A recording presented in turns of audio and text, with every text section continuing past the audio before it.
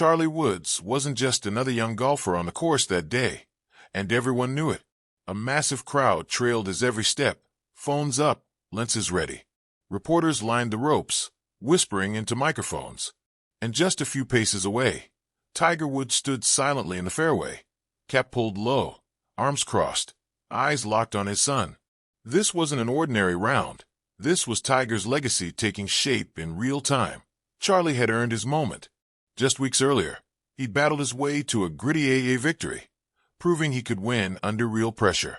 Then at Coral Springs, he clinched a U.S. Junior Amateur spot in a tense three-way playoff, sinking a clutch birdie when it mattered most. Nothing was given to him. He fought for it. So when he arrived in Dallas, expectations were sky high. Golf Monthly called him a dangerous wild card. NBC analysts praised his maturity and composure. Every swing was filmed. Every step felt like a headline. But behind the spotlight, Charlie's focus was unwavering. He wasn't there to be watched. He was there to compete. His calm confidence mirrored Tiger's prime years, that same quiet intensity that made crowds hold their breath before every shot. Everything looked set for something special. Then came the shock. By mid-morning on July 21st, the story flipped from excitement to disbelief. After months of build-up and hype, Charlie Woods opened his U.S. Junior Amateur run with a stunning 81, 8 over par, dropping to 242nd out of 264 players. In a single round, the rising star turned from contender to long shot. The trouble started off the tee. Fairways missed left and right, drives landing short or buried deep in the rough. His rhythm was off, and the frustration showed. 2 double bogeys and a string of missed opportunities quickly sent Charlie Woods' score spiraling. What started as a shaky front nine turned into a full-on collapse. Golf Monthly called it exactly what it was, an uphill battle before day 2 even started. By the 5th hole, the mood around the gallery had shifted. The excitement that had followed him to the tee was gone. The cheers faded into whispers. Phones lowered. Cameras stopped clicking. Everyone was still watching, but now it wasn't curiosity. It was concerned out on the back nine. There were faint flashes of the fighter in him. Charlie dropped 2 birdies, including a smooth 12-footer on the par, 3/13. For a moment, it looked like he might steady the ship, but the rhythm never fully returned. One good hole was followed by 2 bad ones. His composure stayed intact, but his momentum never came back. What made it harder to watch wasn't just the score. It was the body language. Both his and Tiger's. As Yahoo Sports described it, Charlie looked up at his father just once, then back down again. No words, no gestures, just a quiet, unspoken understanding that the round was slipping away. When it ended, Charlie walked off the 18th green in silence. No waves, no smiles, just a slow, heavy walk toward the clubhouse, cap pulled low. What began with hype ended in quiet heartbreak. The numbers told the rest of the story, and they were brutal. NBC Sports and WFA later broke them down. Only 3 of 14 fairways hit, among the lowest in the entire field. .35 total putts, compared to the average of 28 for players near the cut line. .4 double bogeys, each one crushing what little momentum he found. Starting nearly every hole from the rough or the trees is like playing uphill in quicksand. His scrambling, the ability to save par after missed greens, nearly vanished. Misjudged chips, short putts, and missed reads all added up. By the end, Charlie Woods set 12 shots behind the projected cut line of +2. 12. That's not just a stumble, that's a collapse. Statistically, Charlie Woods wasn't just struggling. He was outplayed across the board. And when he finally reached the 18th green, the camera shifted focus, not on Charlie, but on the man trailing quietly behind, Tiger Woods. Hat pulled low, arms crossed, eyes forward, silent, all round long. Tiger had walked inside the ropes, watching every shot. But what stood out wasn't what he did. It was what he didn't do. No crouching beside Charlie. No quiet advice. No comforting pat on the shoulder. Just silence. The sound of cleats crunching against Bermuda grass filled the air, mixed with the low murmur of a crowd that didn't quite know what to feel. Yahoo Sports described Tiger as visibly tense but contained, a father fighting his own emotions while watching his son learn the hardest truth in golf. Greatness doesn't skip steps. Golf Monthly noted that Tiger's expression never changed, not even after Charlie's fourth double bogey. That calm, unreadable look spoke louder than any words could, and maybe that's why the moment felt so heavy. This wasn't just a teenager having a rough day on the course. It was a moment that spanned 2 generations. The greatest golfer of all time stood silently as his son battled under the weight of his own legacy. Not coaching, not correcting, just watching. Commentators began to wonder if the pressure was now pressing in from both sides. For years, Tiger has tried to shield Charlie from the expectations that come with being a Woods. But how do you hide from a name printed on your bag, especially when your father, the icon himself, is walking just a few paces behind? Each time Charlie glanced back after another bogey, it said everything. Not panic, not defeat, just uncertainty. A quiet, wordless question, what now? Sometimes, silence carries more weight than any outburst. Day 2 at Trinity Forest brought clear skies and one more chance at redemption. To his credit, Charlie fought back. His second round 74 was steadier, calmer, and more controlled. The big misses were gone. His tempo looked smoother.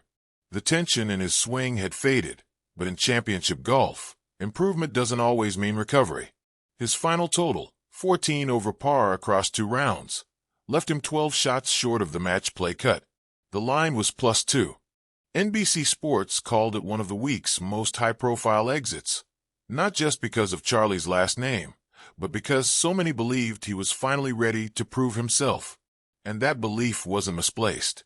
His earlier playoff win in Coral Springs, where he drained a pressure birdie to clinch his U.S. Junior Amateur spot, showed poise beyond his years. That was the Charlie everyone expected to see, focused, confident, and free. But what the world witnessed instead was something more raw, more human, a young golfer learning to handle the harshest spotlight in sports. And that spotlight isn't going anywhere. Every round he plays will be covered, analyzed, and dissected. He doesn't just carry a golf bag. He carries a legacy. That's a heavy load for any 15-year-old, but it's the reality that comes with being a Woods. Still, that second round 74 meant something. It showed grit. It showed that when things fell apart, he didn't fold. Greatness isn't built on perfect rounds. It's built on recoveries, setbacks, and quiet determination. So, is this the start of a champion story? Or just a hard lesson learned? Maybe both. Charlie Woods' journey is only beginning. Every swing will be watched, every moment replayed, and just off the fairway, Tiger will always be there, calm, silent, steady. His presence says it all. The greatest ever, standing watch as his son learns what greatness truly takes. This was Charlie Woods, the rising contender everyone came to see. But golf doesn't care about fame, legacy, or who's standing behind the ropes. Under pressure, even the most promising names can stumble. What followed wasn't just a bad round. It was something no one, not even Tiger, saw coming. The opening tee shot drifted left. The second hole ended in a double bogey. And by the time Charlie made the turn at Trinity Forest, things had completely unraveled. His scorecard told the story. 81 strokes, 11 over par, tied for 242nd out of 264 players in a tournament built to spotlight future champions. The front 9 was chaos. 8 over through 9 holes. Tee shots sprayed wide, rhythm gone, confidence slipping away. Approaches came up short, and his usually reliable short game looked uncertain. A string of double bogeys, including a painful 4-putt on the par 3/7, erased any early rhythm. His swing tightened, his confidence wavered, and every shot began to feel like a grind. The back 9 offered a brief glimpse of hope. A birdie on the 11th, clean drive, crisp iron, smooth putt, finally brought a faint smile. Another on the 15th hinted at a comeback, but it didn't last. A bogey on 16, a misread on 17, and a closing par on 18 sealed a long, frustrating day. Yahoo Sports captured it perfectly. Charlie walking slowly, shoulders low, trailing behind his group. A quick glance toward Tiger, then down again. You could feel the weight of expectation pressing in. This wasn't just a tough round, it was a full collapse. With 1 round left, the question shifted from can he win to can he even make the cut? The numbers told the story. NBC Sports and WFAA broke them down, and they were brutal. Out of 14 fairways, Charlie hit just 4, barely 28%, far below the field average. And at Trinity Forest, missing fairways is a recipe for disaster. His scrambling, the ability to save par after missing a green, ranked among the lowest of the day. Missed chips, cautious flops, and off-target putts piled up bogeys fast, but the biggest problem was on the greens. Charlie averaged 2.1 putts per hole. Not awful at first glance, until you realize elite juniors average closer to 1.6. That half-stroke difference per hole adds up quickly, and in his case, it added up to an 81. Add in 4 double bogeys, and the story was complete. Every time he steadied himself, another mistake knocked him right back down. His short game, once praised as his strength, cracked under the pressure. NBC's projections made it clear. The match play cut hovered around +2 or +3, while Charlie sat at +11, 9 shots adrift with 1 round left. The numbers said it was over. But for Charlie Woods, pride still mattered. Round 2 wasn't about making the cut. It was about proving he could fight, even when everything was slipping away. Because with every swing, the cut line didn't just drift out of reach. It disappeared completely. And in that silence, you could feel what words couldn't capture. Tiger Woods stood just beyond the ropes, hat pulled low, arms folded, expression unreadable. No smile, no gestures, no quiet nods of reassurance. Just silence. AFP and Yahoo Sports captured the moment perfectly. This wasn't the Tiger the world was used to seeing, not the warm, encouraging father from the PNC Championships who knelt beside Charlie to read putts, whispered advice between shots, or shared small smiles after tough holes. This Tiger was still serious, almost stone-like. Every glance carried the kind of weight only a father and son like them could understand, and Charlie felt it. After a wild drive or a missed putt, his eyes would flick toward the rope line, searching for even a flicker of reaction. But Tiger didn't move.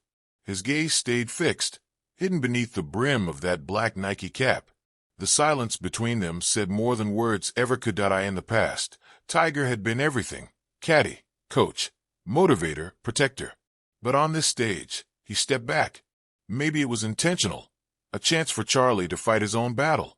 Or maybe it was the quiet ache of a father realizing he couldn't help this time. Golf Monthly and WFA both noted how rare it was to see Tiger so detached. Commentators speculated, was it frustration, restraint, or simply the painful recognition that greatness can't be handed down? It has to be earned. Because this wasn't just a bad round. It was the kind every young golfer fears, when nothing goes right and the game turns brutal. And when your father is the greatest player of all time, that silence cuts deeper. It wasn't disappointment.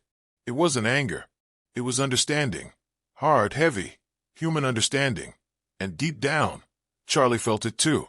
The numbers told the story. An 81 on day 1, tied for 242nd out of 264. The projected cut line, 9 strokes away and fading fast.